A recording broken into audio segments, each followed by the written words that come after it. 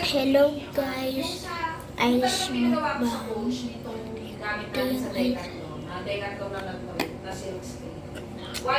Hello ya, may sige kasi mabigay ko. O siya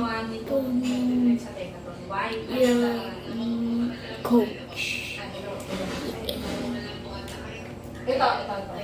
Nag-switch na ako. Kasi yung sa coach ko talaga sinusuot nilang uniform na curlet ha. Hot pink talaga yung kulay. Tapos ang print, ang ginawa ng nag-print sa Decathlon, white yung logo, tsaka name. Which is nag-stand out naman kasi kitang-kita. Okay. Sige po. O siguro gano'n na. Tapos isang black na parang katulad kay Natala na print. Okay. Tapos, pink na po yung Kaso isa na ang request nila. Gusto nila yung may shape na Okay. ewan ko ate, gusto nila yung magandang may kurba daw na oo.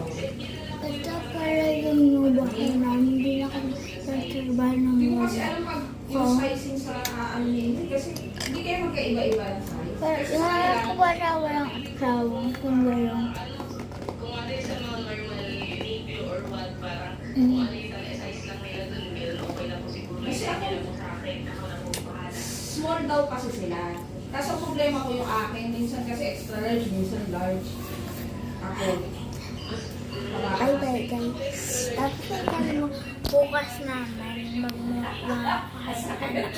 Leave nyo na lang in the comments yung Para sure. anong mamukbahin ko next. Bye-bye guys. Sakta naman. Peace out.